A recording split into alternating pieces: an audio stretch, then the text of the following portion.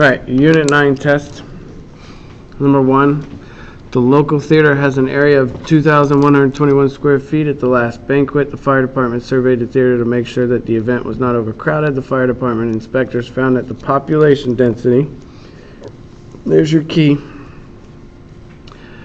to be 0.1428 people per square feet. How many people attended the theater on that day? So, population density, it's just like density. The density is the population over land area. The population density, there's your density right there. And they gave you how big the hall was, so that's your land area. Density, land area, they're next to each other, so you're just going to multiply. 2,121 times 0.1428 equals 302.879. How many people attended that day? 302. You can't add a person, you can't complete a person, so your answer is 302. Next, density. Density, mass, volume, density. Density of water is 2.33, so that's the density. The density of a rock, there's another density, 2.89. If 70 grams of water, that's a mass, and 130 gram rock are combined in a container, about how much volume of the mixture will it take up? So you have the density of water, and you have the mass of water. Density, to find volume, is mass divided by density. So for the water, the volume of water is the 70 divided by 2.33, and then the volume of the rock is going to be 130 divided by 2.89. 70 divided by 2.33.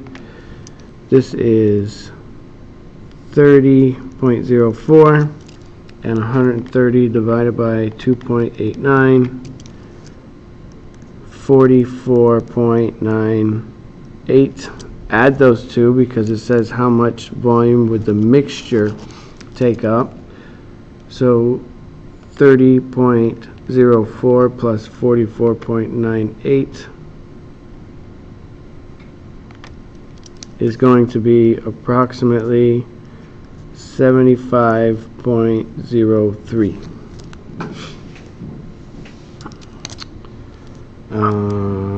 milliliters. We're in milliliters. Can you make a tessellation out of an equilateral triangle and a regular pentagon? Equilateral triangle, each angle is 60 degrees, and a regular pentagon.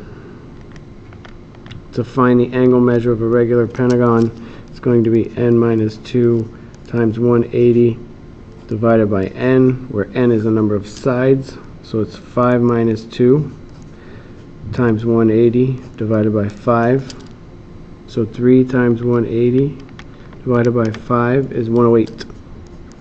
108 degrees in a pentagon, 60 degrees in equilateral triangles. Is there any way that I can combine those two to get a total of 360 degrees? Just add up the 108s until you get to a 0. 60 is always going to give you a 0. 360 has a 0, so you need this 8 to go away and be a 0. The only way to get a 0 out of that is to multiply it by 5, which gives you 540, which is over 360. So the answer to this question is no. Number 4, consider the table below that is lists some metals and their densities. A necklace found at a pawn shop weighs 192 grams. That's mass. The volume, what is the metal necklace, is mass 192 divided by volume 19.5. which equals 9.8 bronze. The population of Florida in 2010 was 18,801,310, and the land area was 53,625 square miles.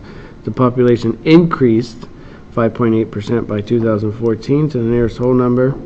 What is the population density in people per square mile in 2014? So first we have to find out how many people in 2014. So we're going to multiply the population in 2010 times 1.058. This is the 5.8% plus the 1.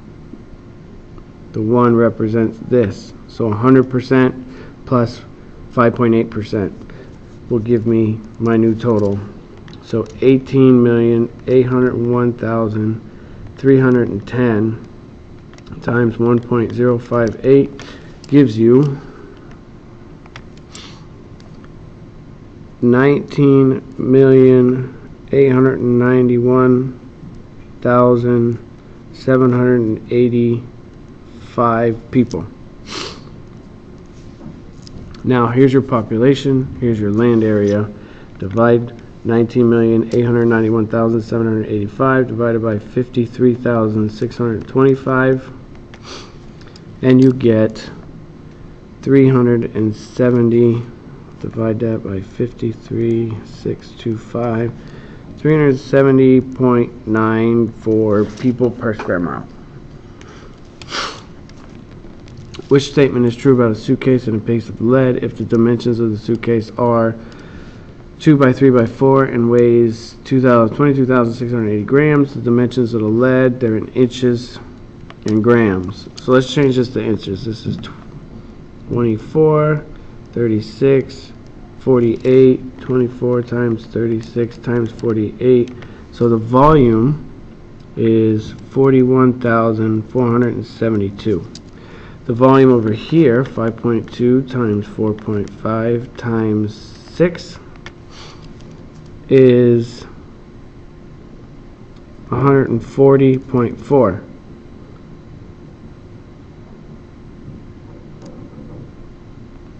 Yeah. So the suitcase has a greater volume, yeah, by a lot, and a smaller mass. Nope, it weighs more. So that's not true.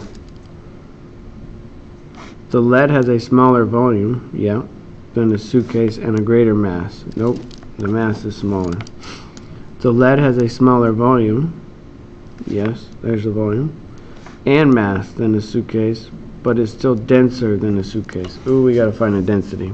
Density is just mass divided by volume. So the density of the suitcase is 22,680 divided by 41,472, which gives you 0.546875. This is the suitcase. The density of the lead is 1578, mass divided by 140.4 volume, which gives you 11.2393. That's the lead. So what did it say? The lead is a smaller volume and mass, but it's still denser than the suitcase. Yes, density is a lot bigger in the lead than the suitcase.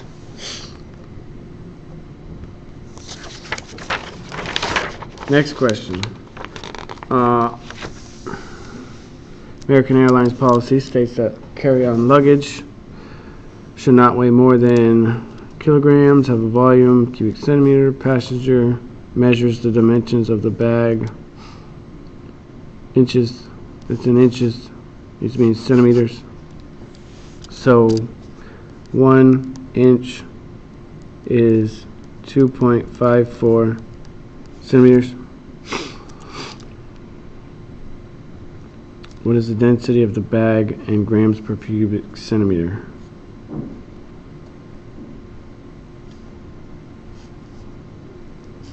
This is in grams. We just have to convert these inches to centimeters, so 12 times 2.54 This is 30.48. 24 times 2.54, 60.96, and 36 times 2.54, 91.44. Find the volume, so you're multiplying all three of those.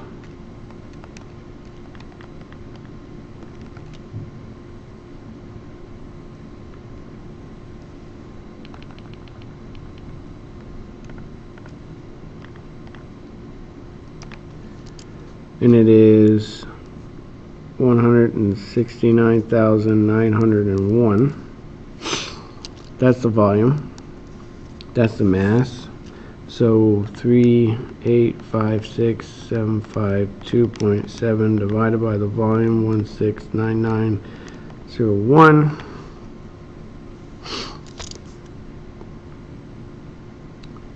The density of the bag is 22.7. That's all it's asking for. What is the density of the bag? Which is grams per cubic centimeters. Alright, now we're on muffins. Each muffin is packed in its little box. The individual muffin is the shape of a cube, measuring 3 inches on one side. So it's a cube. The volume is 3 cubed, which is 27. The larger box is also in the shape of a cube, measuring 2 feet on, this is the small box. Volume of the large box is 24, because it's 2 feet. Let's change that to inches. Cubed, that is 1,000 or 13,824. How many individual muffin boxes can fit into 7 large boxes? So if I just divide this by 27, it tells me that each box will fit 512. Each box. But I want 7 of them. So I'm going to multiply 512 times 7 boxes. And your answer is 3,584. Alright, in the SeaWorld map,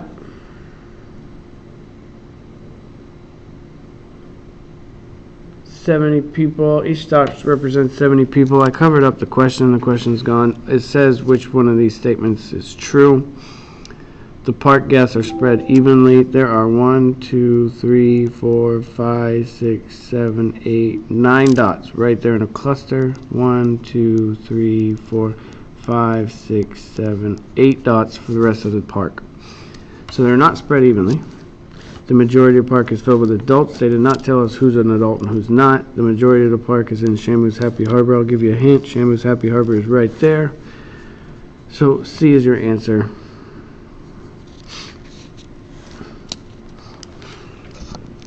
Alright, next question. You can read it. How big is it? 1/8.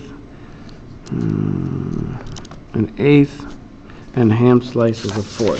So here, each square is 1 inch. Crackers are 1/8. Ham is 1/4. They want to know how many crackers will fit into a can 9 inches tall. So if 8 crackers, because this is 1/8, a cracker is 1/8 of an inch. So that means there's 8 total crackers that'll fit in 1 inch. And there's 9 inches. That means to find out the total crackers, it's just 8 times 9, which is 72 total crackers. The ham box, 1, 2, 3, 4. And the ham slice is 1/4 of an inch. So that means there's 4 ham slices that will fit into every inch. And there's 4 inches, so 16 ham slices will fit in there. Number 11 is not realistic by any means, but here goes. A baker buys icing based upon the surface area of the cake they're making. If a baker is making a sheet cake that is 3 inches high, sheet cakes are rectangular cakes. 3 inches with a base of 10 by 8. That doesn't even look right. Whatever. And a cylinder cake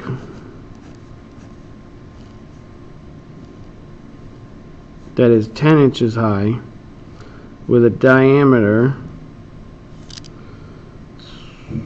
of 12. Which cake's going to cost more to put icing on if the cost is 35 cents per square inch? Hint, everything's in inches. Hint, the cylinder cake gets icing in the middle. So you need to find the surface area of both of these. This is a rectangular prism, which is 2 times the area of the base plus the perimeter of the base times the height. Problem here is you don't ice the bottom of the cake, so you're taking away one of the bases. So there's your formula. The area of the base, your capital B, is going to be 8 times 10, which is 80. The perimeter of the base is going to be 10 plus 8, which is 18, plus 10 along the back, which is 28, plus 8, which is 36. And the height, that's 3. So the surface area of this cake is 80 plus 36 times 3. 36 times 3 is 108, plus the 80 is 188 squared inches. It costs 35 cents per square inch, so we're going to multiply this by 0.35 and find out that it costs $37.80 to ice that cake. Again, I told you this wasn't going to be realistic. We're icing it with solid gold. The surface area of a cylinder is the same thing, 2 times the area of the base plus the perimeter times the height. Now you don't ice the bottom, but you do ice the middle. This is the double layer cake. So I do still have 2 bases. This base is just hidden inside. So you're going to find the area of the base, perimeter of the base, height. The height's the easy one, it's 10. Area of the base is the area of a circle, which is pi r squared. They told you the diameter was 12, so the radius is 6. So it's 6 squared times pi, or 36 pi. Perimeter of a circle is the circumference, so it's the diameter times pi, which is 12 pi. Now I'm just multiplying these together. So you have 2 times 36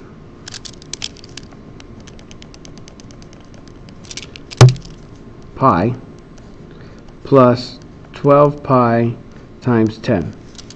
2 times 36, this becomes 72 pi. 12 times 10, this is 120 pi. So 72 times pi plus 10 times, or not 10, 120 times pi is approximately 603.186 times the 35 cents per square inch. This cake costs $211.12. It says, what's the question? Which cake is going to cost more and by how much? So the cylinder cake costs more. Now we just have to subtract $211.12 minus $37.80 to get that it costs $173.32 more.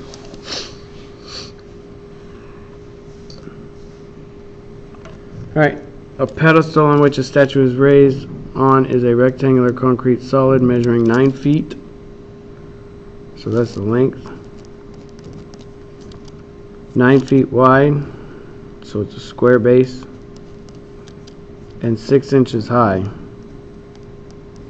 Okay, I'm going to change the inches into feet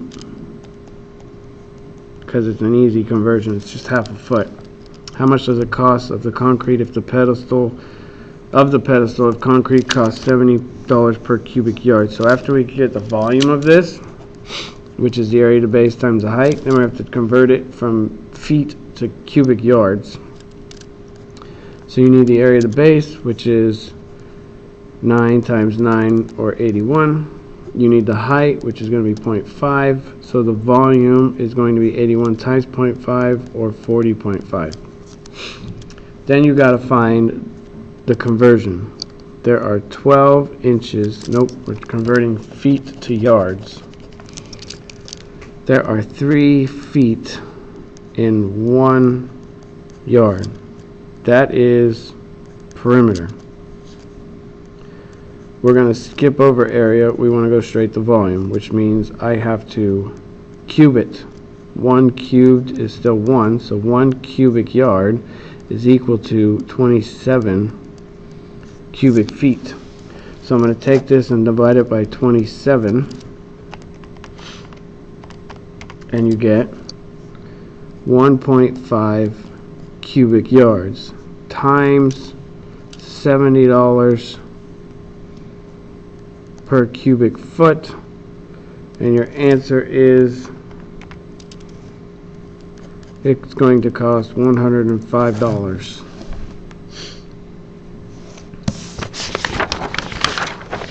Next, Mr. Coleman wants to put stone veneer in front of his house. I did. I ended up not doing this. He wants it no more than 30 inches high and has to cover a length of 20 feet. So here you go. It's a big old rectangle. It's 30 inches high, and we're going to convert 20 feet to inches. So 20 times 12 is 240 inches. So the area, because this is just area, not volume, is 240 times 30, 7,200 square inches. The veneer comes pre-made in sheets of 2.5 by 4. The area of this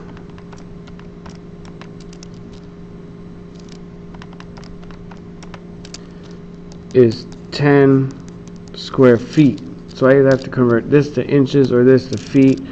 There are 12 inches in 1 foot. Now that's perimeter. Now I'm just going to area. So all we got to do is square it. So 1 square foot is equal to 144 square inches. So if I divide this by 144, it'll give me in square feet. So 7,200 divided by 144. This is 50 square feet. So how many of these sheets do I need to fill that area? You divide it by 10, and your answer is 5. Next question. You need these lines. These lines are important. This is 4 feet. And that's 4 inches. They told you this is a 4 by 4. 5 feet. So instead of 5 feet, let's change it to inches. It's 60 inches. 60 inches. That's 4 inches. I need this side to be 60 inches. So I'm going to look down here. This one's automatically out because I don't have any sides that are 60 inches. Then you see these cuts? The inside piece, it made a trapezoid. So the inside piece is smaller than the outside piece, so that can't be it. I just have to figure out how big this inside piece is. Well, the inside piece is 60 minus 4 minus 4. So 60 minus 4 is 56, minus 4 is 52, so your answer is A.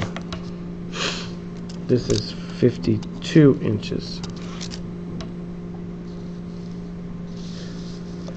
Alright, last one. John is installing a fence around a rectangular horse pasture. The pasture has an area. So here's my horse pasture. Let's do it way over here.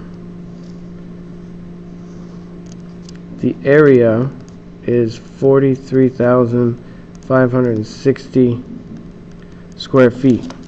One side of the pasture is along a cliff that is 180 feet long. So this will be my cliff, 180 feet. For this side, John wants to put a taller, stronger fence that will cost $22 per linear foot. This fence is $22 per foot.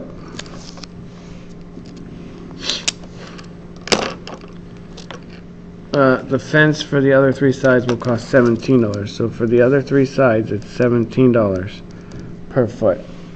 I can already tell you if this is 180 feet, 180 times 22, this part of the fence is going to cost $3,960. Now I gotta find the rest.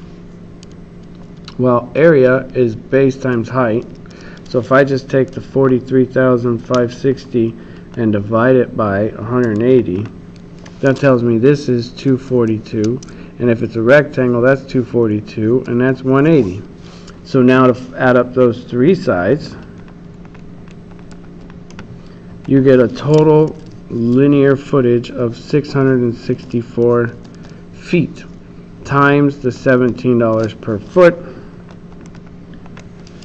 This part of the fence is $11,288. So what is the total cost of fencing? $11,288 plus $3,960. So your fence is going to cost $15,248.